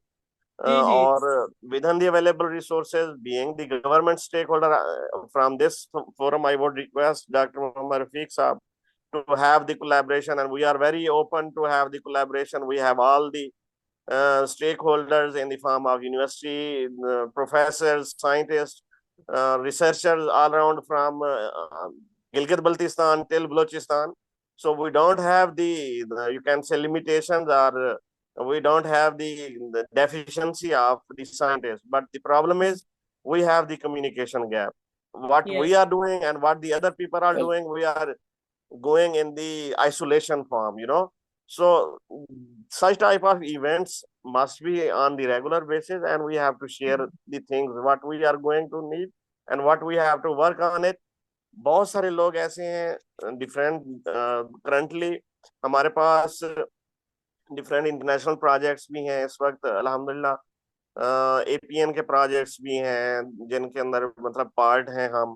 और डे आफ्टर टुमारो नेपाल के अंदर मीटिंग है APN प्रोजेक्ट्स की, इन विच दे पीपल आर, अब देख लें नेपाल, देख लें last month I was in Bangladesh, तो उन्होंने समूह को किस तरह किया है। बांग्लादेश आप जानते हैं, मैं मतलब क्रिटिसाइज नहीं कर रहा, जस्ट एग्जांपल दे रहा हूँ। They people have managed the smoke problem, or you can say the smoke problem in the, जो आपके पास जितने भी vehicles emissions हैं, उनको मैनेज करने के लिए ने गवर्नमेंट ने, ढाका से एग्जांपल आप लें तो उन्होंने टाइमिंग्स थोड़ी सी चेंज की हैं, 2-3 घंटे मतलब से फॉर एग्जाम्पल कुछ लोकेशंस की उन्होंने जहाँ पे ट्रैफिक बर्डन ज्यादा था उन्होंने उसको 2 घंटे अर्ली कर दिया, ठीक है, और 3 घंटे कुछ और लोकेशंस में उन्होंने 3 घंटे लेटर कर दिया, और इसी तरह हिसाब, मतलब these types of intervention we can do by ourselves to बिल्कुल not pollute the environment, तो आप जी। बर्डन एक ही दफा आप कर दें, और हाँ कोई भी इशू हो तो आप स्कूल बंद कर दें, स्कूल बंद करने का देख लें आप, मतलब हाँ जितनी पिक एंड हाँ ड्रॉप्स हैं ये तो सिग्निफिकेंट उसका हाँ इम्पैक्ट होता है आपके हाँ इन्वायरमेंट पे, हाँ, बिल्कुल ठीक है, बिल्कुल। तो these types of things can be managed, can be intervened, and we, और मतलब there are a lot of examples even, तो हाँ ये वो वाली चीजें हैं जो हम इजीली कर सकते हैं, और सही। ये सजेशंस ये इम्प्लीमेंटेशन पर्पस के लिए मतलब हम बाई वो कहते हैं ना एक कि दूसरों के तजर्बे से सीखने बेहतर है बजाय जी, इसके कि आप खुद तजर्बा करें, बिल्कुल ठीक है, बिल्कुल तो बिल्कुल डॉक्टर मतलब साहब। We have lot of examples internationally, nationally, local level पे ऐसी ऐसी ऑर्गेनाइजेशन है मैडम, ऐसी ऐसी एग्जांपल्स हैं लोकल लेवल पे आपकी एनजीओज कर रही हैं कि जी जी। बंदा, हम खुद बीइंग साइंटिस्ट हम हैरान रह जाते हैं, सेम लोकेलिटी में दे आर हाँ हाँ going to have some interventions in the climate smart agriculture, जी जी। मतलब with minimum resources we can हाँ do that, देखिए ना, these types of बिल्कुल things, बिल्कुल। or local nature based solution we have to go हाँ towards nature based solutions, हमने नेचर को खराब किया है, nature it will play with us, इसमें हाँ, कोई दूसरी बात ही नहीं है, so आप we have to do ठीक कह and we रहे have to rethink all these types of measures, or we are very open to have the collaboration once again uh, हैं। with government stakeholders, with private partners, with each and every stakeholder that we have. Thank you so much once again. Thank you so much doctor साहब, आपने माशाल्लाह इतना जबरदस्त elaborate किया है इस issue पे। बड़े प्रैक्टिकल आपके जो एक्सपीरियंसेस है वो भी आपने बताए, क्या सॉल्यूशंस हो सकते हैं ये भी बताएं। मसला ये है कि आपकी सारी बातें जो हैं वो इम्प्लीमेंटेबल भी हैं, करेगा कौन। आपने जो एक पॉइंट रेस किया, मैं इस बात को बहुत अरसे से, आई थिंक अब तो डेकेड्स हो गए हैं, इसको मैं सोचा करती थी, मैंने बड़ी शिकायत की, फिर मुझे लगता है कि शिकायत करने का कोई फायदा बहरहाल है नहीं। वो ये है कि मुझे ये फील होता है, क्योंकि 30 साल मैंने एक इंस्टीट्यूशन में गुजारे हैं और फिर एक तवील अरसा बाहर भी के मुल्कों में गुजारा है। जो फर्क मैंने देखा है ना, वो ये है कि वो चाहे एजुकेशन इंस्टीट्यूशन हो, चाहे इंडस्ट्री हो, इकोनॉमी का कोई भी सेक्टर हो, कोई बड़े इंस्टीट्यूशन हो, गवर्नेंस के इंस्टीट्यूशन हो, उनमें कोलैबोरेशन बिल्कुल नहीं है। लैक ऑफ कोलैबोरेशन एक इतना बड़ा चैलेंज है, इतना बड़ा मसला है। तो आप कैसे एक्सपेक्ट कर सकते हैं कि जो इतने बड़े बड़े मसाइल हमारे सामने हैं इस वक्त, इकोनॉमी के, एनवायरनमेंट के, क्लाइमेट चेंज के, ये तो बगैर कोलैबोरेशन के और बगैर एक दूसरे का साथ दिए हुए जो है ये मुमकिन नहीं है कि आप इसमें जो है कुछ कर पाए। होपफुली इंशाल्लाह जो फ्यूचर जनरेशन है, जिससे मुझे बड़ी उम्मीदें वाबस्ता हैं, वो इस चीज को जरूर रियलाइज करेंगे अगर हम रियलाइज नहीं कर रहे हैं। अच्छा इरफान, डॉक्टर इरफान साहब जरा बताइए, डॉक्टर कमाल, अली कमाल यहाँ पे है? जी बिल्कुल आ गया। ओ अस्सलाम वालेकुम Ali, thank you so much आप यहाँ पे वालेकुम आए। सलाम मैम, कैसी हैं आप? मैं बिल्कुल कैसी हैं ठीक। आप? ठीक ठाक हैं? हाँ आपके लिए मेरा, काफी मुश्किल सेक्शन है मॉडरेट करने के लिए। जी सॉरी क्या कह रहे मॉडरेशन काफी मुश्किल हैं काम है आप? मुझे आज लग रहा अब मुश्किल लग रहा है, क्यों, वजह क्या है? है। नहीं वैसे मैं कह रहा हूँ मॉडरेटिंग काफी मुश्किल काम लगा मुझे, क्योंकि काफी आपको पढ़ना पढ़ाना पड़ा होगा इसके लिए। हाँ अच्छा नहीं नहीं, मैं कोई इतनी मुश्किल बातें कर नहीं रही हूँ जिसके लिए बहुत पढ़ना पड़ा हो मुझे, बहुत आसान बातें कर रही हूँ। बल्कि जिनको जवाब देना है उन्होंने बहुत पढ़ा होगा, वो तो खैर माशाल्लाह सब एक्सपीरियंस जैसे पढ़े लिखे लोग हैं।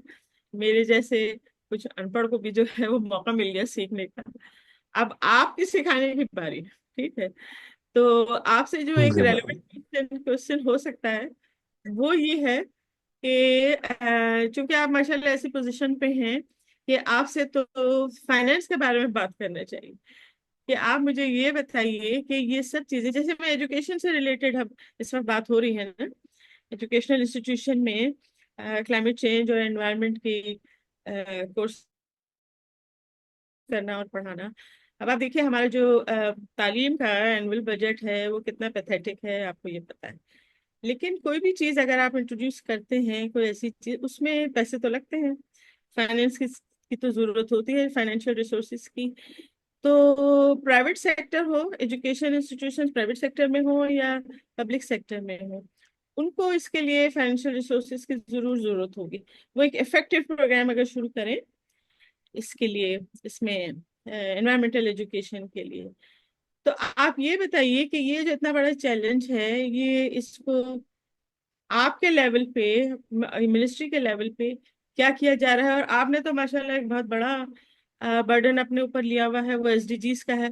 ये तो एक 13वां जो है वो गोल है, बाकी सब भी आपके उसमें अंडर में आ रहे हैं।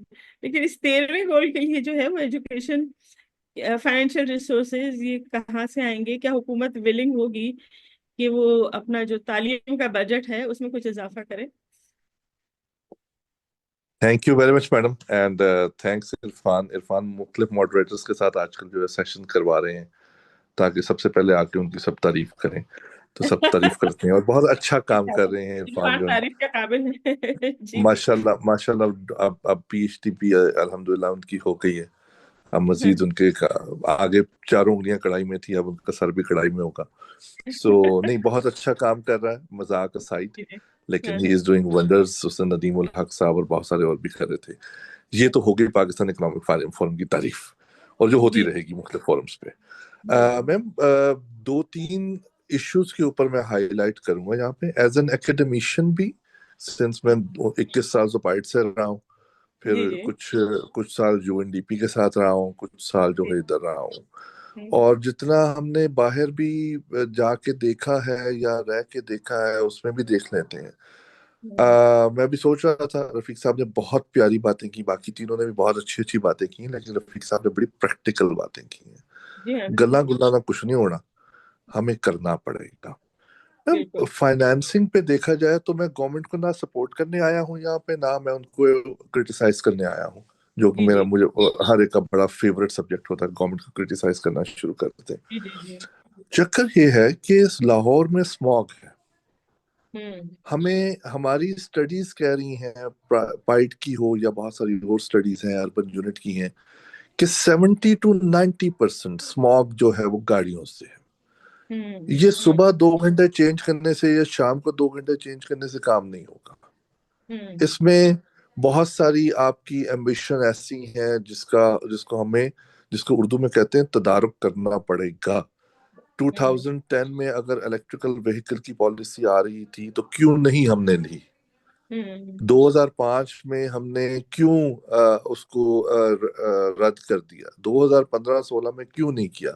2020 में क्यों नहीं किया? और जानबूझ के मैं ये चारों एरर्स का नाम ले रहा हूं ताकि किसी को ये शक ना रहे कि पीएमएल क्यू ने नहीं किया, पीपीपी ने नहीं किया, पीएमएलएन ने नहीं किया, पीटीआई ने नहीं किया, सब ने नहीं किया। और बिल्कुल। हम फॉलोअर्स जो हैं किसी भी पॉलिटिकल कल्ट के या पार्टी के, वो बड़े मजे से कह देते हैं कि हमारे लीडर ने कह दिया कि ये दरख्त लगाओ। वो दरख्त से 30% कार्बन एमिशन तो एब्जॉर्ब हो जाती है, लेकिन अदरवाइज नहीं होती।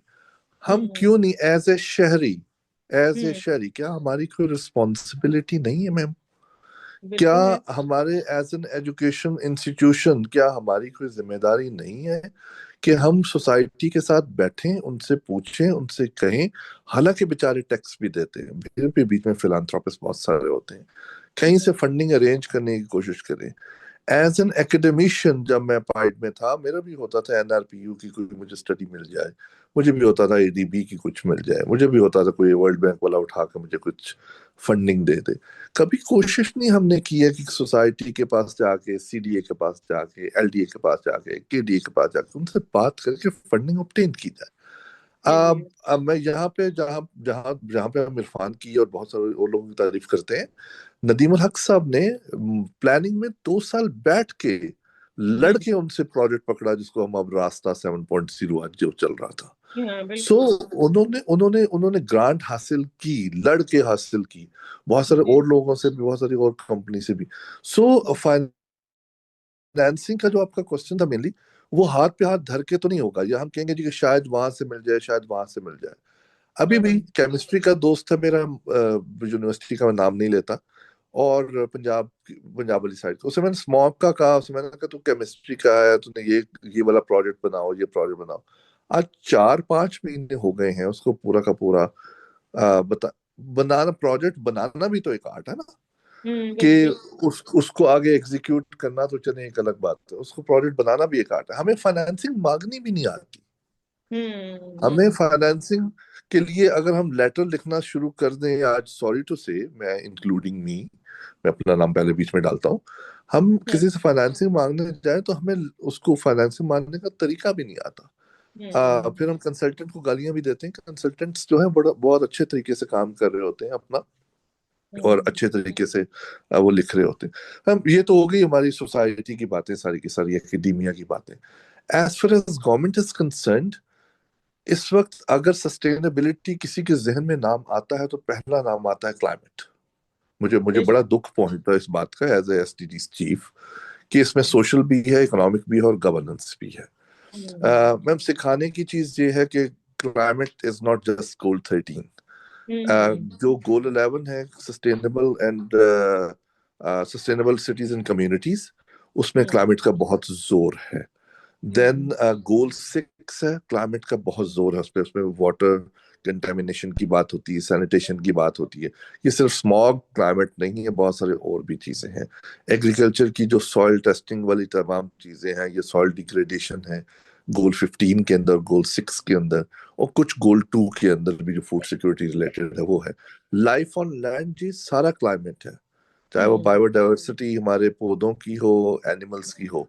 आप सबके लिए, बहुत सारे, रफीक साहब को भी पता होगा, बाकी को भी पता होगा, समरीन को भी पता होगा, कि येलोस्टोन नेशनल पार्क की बड़ी अच्छी सी स्टोरी है कि उन्होंने हिरन की वजह से जब ग्रीनरी खत्म हो गई तो वहां पे वुल्व्स छोड़ दिए थे, और कैसे वो दोबारा ग्रीनरी बहाल हुई थी। That's excellent story of getting ecosystem back, कि हम कैसे करेंगे।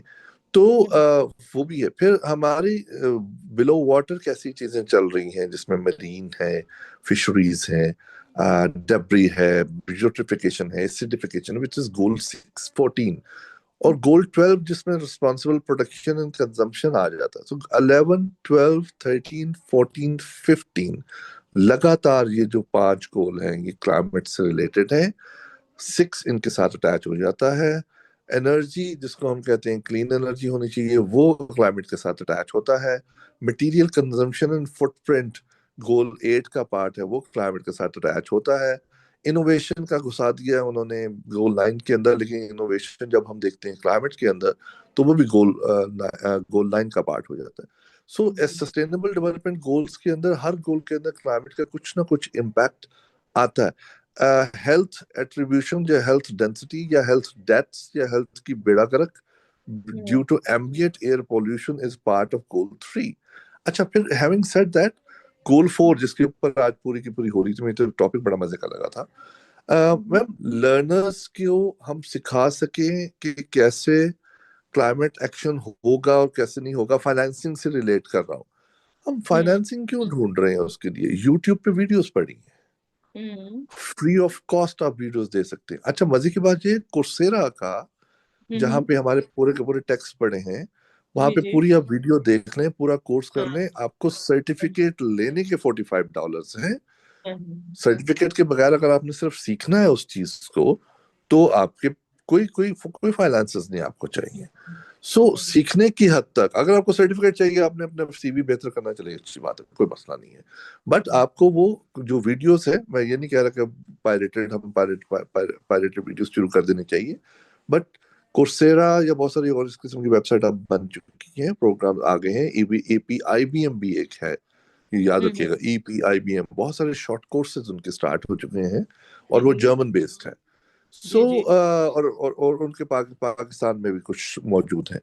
ये तमाम के तमाम जो लर्निंग है। फिर बेसिकली जो हमारे बड़े हैं, जिनको हम पार्लियामेंटेरियंस कहते हैं, या हमारे DMGs के दिमाग जो हैं, PS के जो हैं, या PMS के हैं, या फॉरेन ऑफिस के हैं, इनको क्लाइमेट का पता है। ये जब बाहर जाते हैं तो इनको कहीं से बात करनी पड़ जाए तो क्या ये बात कर सकते हैं? क्या वहां पे जाके एटलीस्ट हमारी कुछ एडवोकेसी कर सकते हैं? मुझसे पहले जो थे उन्होंने बहुत सारे जो हमारे वाजिद साहब थे, उन्होंने बहुत अच्छे तरीके से बहुत सारी चीजें बताई हैं। सो क्या हमारे उन लोगों को ये पता है कि उन्होंने बाहर जाके बात क्या करनी है, क्या कॉप पे बात करनी है? कॉप हम्म। 29 हो चुके हैं और सिर्फ हाँ ये उधर वो मेला एक सज जाता है हाँ और हाँ। सजे सजाए मेले में जाके हम दो चार बातें कर लेते हैं। एक्सेप्ट फॉर शर्मन शेख जहाँ पे एहसन इकबाल साहब ने जाके हाँ डेवलपिंग कंट्रीज की फाइनेंसिंग और फंडिंग की बात की थी कि हाँ आप लोगों ने हमें हमारे साथ कुछ बुरा ही करना है। अच्छाई सच्चाई को कोई हम ताल्लुक नहीं है आपके साथ, लेकिन अगर आपने अच्छा करना है तो फंड क्रिएट किया जाए डेवलपिंग कंट्रीज के साथ। तो वो 2-3 साल बातें होती आई हैं, इस दफा भी बातें हुई हैं, अदरवाइज कोई नहीं है। हैविंग सेड दैट, जो आपका क्वेश्चन था, coming back to that, financing available है जी, बिल्कुल है। गवर्नमेंट फंड देने को तैयार है। गवर्नमेंट के पास बहुत सारी फंडिंग है, चाहे वो एस के अंदर हो, HEC के अंदर हो, प्लानिंग कमीशन के प्रोजेक्ट्स के अंदर हो, फाइनेंस के अंदर हो, क्लाइमेट मिनिस्ट्री के अंदर हो, GCF हो, UNDP हो, बहुत सारी ऑर्गेनाइजेशन के अंदर फंड्स मौजूद हैं। फंड्स लेने का तरीका है एक, वो फंड्स लेने के तरीके जो है वो हमें आने चाहिए एज एन एकेडमिया, और हमें काम उससे करना चाहिए। दूसरी आखिरी चीज जहाँ पे मैं स्टॉप करूंगा, आपकी विसिनिटी में जो प्रॉब्लम्स हैं जी। उसको आइडेंटिफाई करके आप विसिनिटी के अंदर जो मेट्रोपॉलिटन ऑर्गेनाइजेशन है वहां से फंडिंग ऑब्टेन करने की कोशिश करें। उनके साथ बैठ के वो जब बजट बनाते हैं तो उसमें रीसेंट डेवलपमेंट का या मॉनिटरिंग एंड इवैल्यूएशन का किसी नाम पे भी कुछ बजट होना चाहिए जहां से आपकी फाइनेंसिंग नीड पूरी होगी। I stop here, thank you. Okay, thank you so much doctor Ali, आप बहुत बहुत शुक्रिया। एक तो सॉरी, मैंने आपका इंट्रोडक्शन फॉर्मली करवाया नहीं है, बट कोई आई कोई आई बात नहीं मैं I know that you are a very well known person. यहाँ पे जितने अटेंडेंट्स हैं और हमारे रिस्पेक्टेड पैनलिस्ट हैं वो आपको बहुत अच्छी तरीके से जानते हैं। तो अब चूंकि आपने मेरी कर्म इल्मी का जो तस्करा किया, इसको मद्देनजर रखते हुए मैंने इरफान को शायद सजेस्ट किया है, इफ इरफान रिमेम्बर इट, कि आप जो हैं एक ऐसे की फिगर होने चाहिए जो SDGs के हर गोल पे अगर एक डिटेल गुफ्तगू की जाए to spread the knowledge and awareness about this. देखिए, मैं आपको माजरत के साथ, क्योंकि आप इस पे काम करते हैं, मैं अगर आपको ये बताऊं कि बड़े काफी पढ़े लिखे लोग जिनसे अक्सर मुलाकात हो जाती है मुख्तलिफ फोरम पे, उनको SDGs के बारे में वो समझते हैं कि ये बस अल्फाबेट्स हैं, कुछ SDG, इसका कुछ पता नहीं है कि ये क्या गोल्स हैं, इसका क्या ताल्लुक है एक दूसरे से, ये कितने इंटरलिंक्ड हैं। इसकी हमें अवेयरनेस क्रिएशन की बहुत जरूरत है। पढ़े लिखे लोगों को भी जो है ना, इसको अवेयर करने की जरूरत है। यंग जनरेशन को तो है ही है, वो तो फॉर्मल एजुकेशन की तो हमने बात कर ही ली है, but the people like you who are basically have the very deep insight and knowledge about all these issues, तो उसमें जो है आपकी बड़ी जरूरत होगी। होपफुली इरफान, अगर मेरी तरफ से रिक्वेस्ट, मैं आपको डायरेक्टली भी एक्सक्यूज मी मैडम करूँ। साहबा, जी जी। आपकी बहुत अच्छी सजेशन है ये। मेरी अली कमाल साहब से कल परसों ही बात हो रही थी कि हम लोग इंशाल्लाह ईद के बाद इस पे हम लोग सीरीज करेंगे, और अली कमाल साहब को बिल्कुल हमको सीरीज होनी चाहिए। अली कमाल साहब को हम रखेंगे होस्ट पे। और ओके, पैनलिस्ट बिल्कुल। पैनलिस्ट ये हमें अली अली कमाल साहब ऐसे ही हुआ था ना, और हम लोग सारे के सारे ये जो मुझे कह हमारे। रहा था मिनहाज यूनिवर्सिटी ये मुझे कह जी रहा था सर। मिनहाज यूनिवर्सिटी में कल्ले कल्ले बोल जाते हो आके तो आपको हम मॉडरेट करवाएंगे सेशन। बिल्कुल। और आप इस हम फोरम से करें, बिल्कुल से नहीं, करें। कोई इशू नहीं है। हमारा ये था कि क्योंकि अली कमाल साहब का माशाल्लाह बड़ा एक एक्सपर्ट्स है इसमें हाँ सस्टेनेबल हाँ। डेवलपमेंट गोल्स पे। तो इनको एक तो पता भी है कि कितने हमारे जो डिफरेंट जो पैनलिस्ट हैं और किस किस रीजन से हैं, तो ये हमें एक अच्छी टीम दे सकते हैं ताकि हम उसको, बिल्कुल। और हम इसमें सीरीज ऑफ सेशन करना चाह रहे हैं। जैसे हाँ हाँ मैडम साहब आपने इसको कहा था कि हम एक सीरीज लेना चाह रहे हैं, तो हाँ हम हाँ सीरीज में पैनलिस्ट भी चेंज करेंगे, और हाँ। डिफरेंट जो टॉपिक्स हैं वो भी हम लोग साथ साथ चेंज तो करते जाहिर रहेंगे। है माशाल्लाह हमारे मुल्क में बड़े नॉलेजेबल लोग हैं, बस ये है कि अपॉर्चुनिटी उनको मिलती नहीं है। वो इतने पढ़े लिखे और काबिल लोग जो हैं, उनको कोई ऐसा प्लेटफॉर्म, मेरे ख्याल है उनको पता नहीं होता उनकी इंफॉर्मेशन में नहीं है कि वहां से जो है वो ये सारी नॉलेज डिसेमिनेट करें। और फिर जब ये यूट्यूब पे चली जाए और सबको, तो फिर तो मेरा ख्याल है कि यंग जनरेशन हो या ओल्ड जनरेशन, जो मेरी नज़र में ऐसे लोग हैं जो काबिल हैं लेकिन जानते, उनके पास नॉलेज नहीं है, इंफॉर्मेशन नहीं है, तो उनको जो है बड़ी इजीली ऐसे हजरात से जो यहाँ पैनल में मौजूद हैं, तो हम जो है एक नेक काम तो कार खैर कर सकते हैं। अली कमाल साहब is a best person because he is working a lot, has a lot of knowledge. और with due respect to all my panellist जो कि इसमें तशरीफ लाए, मेरा ख्याल है Irfan time is over now, 1.5 घंटा तो हो गया है, या इसको अभी जारी रख सकते हैं? डॉक्टर जतोई साहब जो है, he has raised his hand यहाँ पे। आपकी आवाज नहीं आ रही इरफान, आप अनम्यूट करें अपने आप को। मैडम डॉक्टर वाजिद नसीम साहब कुछ कहना चाह रहे हैं, उनका जी क्वेश्चन ले लें। जी, हाँ हाँ बिल्कुल बिल्कुल। जी आ, जी, अस्सलाम वालेकुम मैम। जी Once again, वालेकुम। I am really appreciative or at the personal level, being the focal person of the consortium, I जी would say, and I would, it will be great अगर आप, क्योंकि आप ऑलरेडी फोकल पर्सन है from university of Karachi in the consortium, तो हम events का जो from the consortium platform, I voluntarily give this opportunity to you people to place all these types of events on okay, the website of the consortium with your permission. तो मैं ये जरूर वो कर सकता हूँ। मतलब ये बिल्कुल। अगर आप सीरीज ऑफ वो करना चाहते हैं तो वो भी हम कर सकते हैं। प्लस ये है कि with respect to speakers, SDGs के हिसाब से ऑलरेडी हमने एक प्रोजेक्ट शुरू किया था। प्रोजेक्ट तो खैर नहीं था, रैपिड ट्रांसफर एक इनिशिएटिव था बेसिकली एचईसी का। उमर साहब उसके रूहे रवां थे, तो वो था rapid technology transfer grant program system. तो उसमें सीरीज ऑफ हमारे पास वेबिनार्स हुए थे जो एचईसी की वेबसाइट पे स्टिल दे आर देयर। तो उसमें जितने भी एसडीजीज पॉइंट ऑफ व्यू से आप बिल्कुल सही फरमा रहे हैं मैडम साहबा, कि हमारे पास बहुत सारे ऐसे इलीट क्लास के प्रोफेसर या फैकल्टी मेंबरान हैं जिनको still they don't know about the SDGs, what they absolutely. are and what is the definition and which type of you can say purpose or UN even। अल्हम्दुलिल्लाह इसमें SDGs से बात आई कि हमारे पास जो गाक्सा है, the Islamic University of Bahawalpur is also the part और member part of the Global Alliance for Climate Smart Agriculture as well. That is the, you can say, organization of within the UN। तो उसमें हमारे पास जितनी भी climate change की, climate smart agriculture की intervention हैं, तो वो हम मतलब उसका पार्ट होते हैं दी इस्लामिक यूनिवर्सिटी ऑफ बहावलपुर।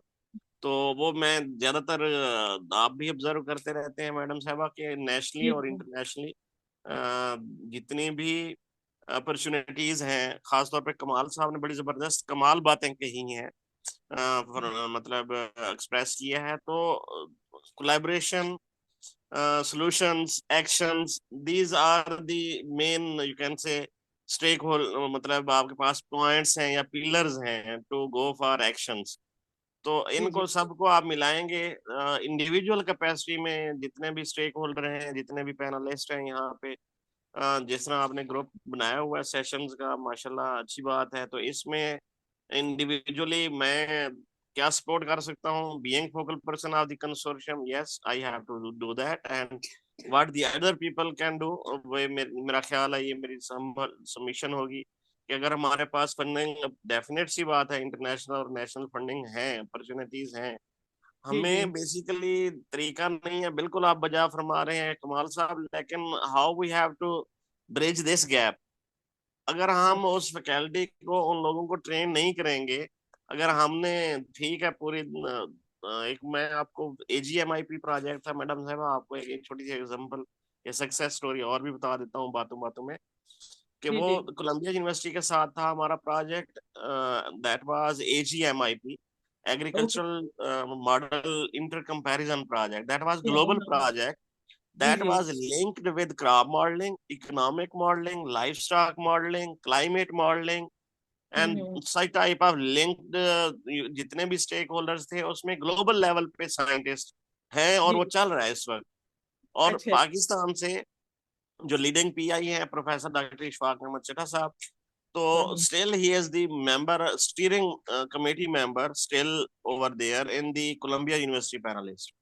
जी तो जी हमारे पास बहुत टैलेंट है, इसमें कोई शक नहीं है। फिर वही बात आ जाएगी कि where we can contribute individually at personal level, that is the point। and और उसके लिए एक क्वेश्चन ये भी आया है इसमें चैट बॉक्स में कि ये किस तरह फ्रूटफुल कोलैबोरेशन हो सकती है।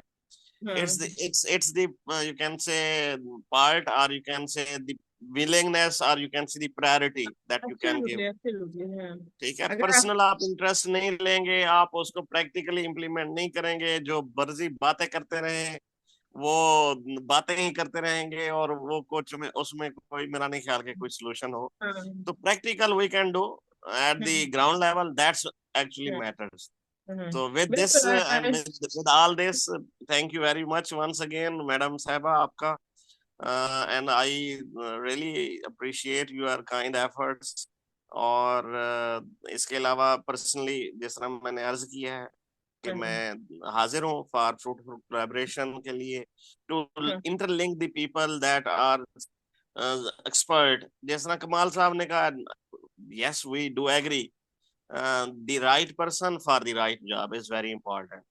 अब एब्सोल्युटली मैं तो सारी चीजें हैं अपनी जगह पे हैं, लेकिन जो हमारे अपने हाथ बस में है ना, वो कहते हैं ना जिस तरह हमारे अपने बस में what we can bring the change, personal level पे हम ये अब ये तो हम नहीं कर सकते फिलहाल, या इस पोजीशन में नहीं है कि जो स्टेक होल्डर जाके रिप्रेजेंट करते हैं उनको हम साइड पे करें और खुद जाके उनको वो गैप ब्रिज करें, ये तो पॉसिबल नहीं है। लेकिन फिर again how we have to break the bridge this type of gap, yes we can request them to take the lead, and within their leadership we can give the solutions। yes these types of the solutions ये हम दे सकते हैं आपको, और ये आप अपना जितने भी मेरा ख्याल है आप कर सकते हैं डॉक्टर साहब आपकी बिल्कुल very very positive and productive आपने बातें की हैं। और ये जो एक सिंगल क्वेश्चन आपने आइडेंटिफाई किया है ना, और आपने बड़े इसके पीछे बैकग्राउंड भी आपने काफी बताया है, how to bridge this gap. अब इसके ऊपर जो है कि how to bridge this gap एक बाकायदा वेबिनार होना चाहिए। मैं तो इरफान से रिक्वेस्ट करूंगी कि आप इस पे जरूर करें, क्योंकि ये वक्त की बड़ी जरूरत है इस वक्त कि हमारे दरमियान जो ये जो फासले हैं और कम्युनिकेशन गैप है, इसको ब्रिज करने की बड़ी सख्त जरूरत है मुख्तलिफ इंस्टीट्यूशंस की।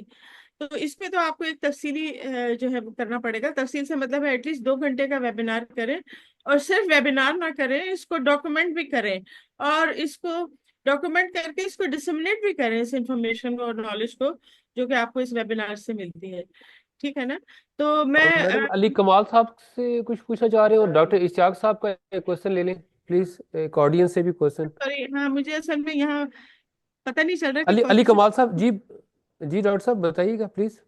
अच्छा यार मैं कुछ तो कुछ नहीं, मैं सिर्फ इतना, एक तो इश्तियाक सबसे क्वेश्चन ले लें, दूसरा ये था कि जो अभी ने बात की है बेसिकली डॉक्टर मैम समीना ने बात कर दी थी कि इरफान इसके बाद बैठते हैं कुछ इसके ऊपर सोचते हैं कि कुछ ऐसे मेंटोर्स जो how to write a proposal या how to get a funding from triple GI. Ma'am ये भी है, हमें पता भी नहीं, एक नई ऑर्गेनाइजेशन शुरू हुई है ट्रिपल जीआई, कोरियन है, और वो कुछ जो है यूएनडीपी के लोग वहां पे चले गए हैं। And I know because I am sitting in Islamabad, और वो उनको मैं थोड़ा सा जानता हूँ, तो उन्होंने मुझे बताया कि ट्रिपल जीआई खुली है एक। और आपको बहुत अच्छी तरीके से पता होगा कि अंकल ट्रम्प आ गए हैं, और अंकल ट्रम्प ने आके यूएसएड बंद करवा दिया है, वर्ल्ड बैंक की फंडिंग होपफुली कम हो जाएगी, यूएन की फंडिंग कम हो गई, तो अब बहुत सारी और ऑर्गेनाइजेशन जो एशियन ऑर्गेनाइजेशन उनकी तरफ हमें देखना पड़ेगा। बट हैविंग सेड दैट, हमें अपनी फंडिंग जनरेट करनी पड़ेगी, हम इंटरनेशनल फंडिंग की तरफ नहीं देखना चाहिए, अपनी फंडिंग जनरेट करनी पड़ेगी। अब अली आप अंकल ट्रम्प से तो मेरे ख्याल है इतनी उम्मीद पहले भी नहीं लगानी चाहिए थी जो और इस वक्त भी नहीं लगानी चाहिए। मैं थोड़ा सा एक आप लोग मुझसे बेहतर जानते हैं कि जो सोर्स ऑफ फंडिंग या जो इस इशू को जो क्लाइमेट चेंज एनवायरनमेंट का है, जो बड़ी सीरियसली जो कंसिडर करते हैं वो यूरोपियन कंट्रीज हैं। आप उसमें जर्मनी को इंक्लूड कर सकते हैं, फ्रांस तो डेफिनेटली है ही है, और इटालियंस हैं। यूरोप के जितने कंट्रीज हैं वो सारे इन इश्यूज को बड़ी सीरियसली लेते हैं और इस पे काम भी कर रहे हैं और फंडिंग भी वो देते हैं। तो हमें, मेरा ये ख्याल है कि ट्रम्प साहब, अंकल ट्रम्प को इस वक्त छोड़ दें, बाकी दूसरे सोर्सेज पे भी बिल्कुल, हम देखें। लोग ना डॉक्टर वाजिद नसीम जसोई साहब की मैं बात से बड़ा एग्री करता हूँ। ये चीज़ें हम लोग ना जी जी। डॉक्टर अली कमाल साहब, मैं और डॉक्टर वाजिद साहब, हम इसको ऑन बोर्ड लेंगे। डॉक्टर इश्तियाक साहब, जी आप पूछिए, क्या पूछना चाह रहे हैं प्लीज। मुझे यहाँ पे पता नहीं चल रहा कि सवाल कोई कौन इशू पूछ नहीं। जी डॉक्टर इश्तियाक साहब पूछें please. Rahim. Thank you so much once again, doctor Irfan. आप मैं पिछले कोई 2-3 महीने से आपकी तमाम इवेंट्स को फॉलो कर रहा हूँ। आप डिफरेंट फोरम पे ये एक्टिविटीज करा रहे हैं, तो ये मुझे बहुत अच्छा लग रहा है। प्रायर टू दैट हम खुद भी इस क्लाइमेट चेंज कंसोर्शियम का हिस्सा हैं, जिस तरह डॉक्टर वाजिद नसीम साहब ने बताया। जो एक कंसोर्शियम बनी हुई है जिसमें डिफरेंट अक्रॉस द नेशन जितने यूनिवर्सिटीज हैं वो आपस में कनेक्ट हैं। यहाँ पे मेरा एक क्वेश्चन फिर अंकल ट्रम्प वाले पे भी मैं एक हल्का सा एक पॉइंट जरूर टच करूंगा। उससे पहले मेरी अपनी एक सजेशन थी कि जितनी बातें हो रही उसमें हम एडवोकेसी की भी बात कर रहे हैं, थोड़ा बहुत एक एकेडमिक लेवल पर डिफरेंट एयर्स में हमें इसमें एफर्ट्स डालनी होगी। तो मेरे जहन में एक सजेशन भी आ रहा है, अगर आप इस चीज को एग्री करते हैं, हम अपने एसडीजी के हवाले से एटलीस्ट हर एसडीजी पे 2 या 3 सेशन कराएं पूरे 365 डेज में, और हम उसको क्वार्टरली प्लान करें कि हमारे प्रायोरिटी एसडीजीज कौन से हैं, और अदर एसडीजीज पे भी हम काम करें। और उसके लिए हमें जो है ना, अगर हम इस फोरम से करें तो इस फोरम प्लीज ये हम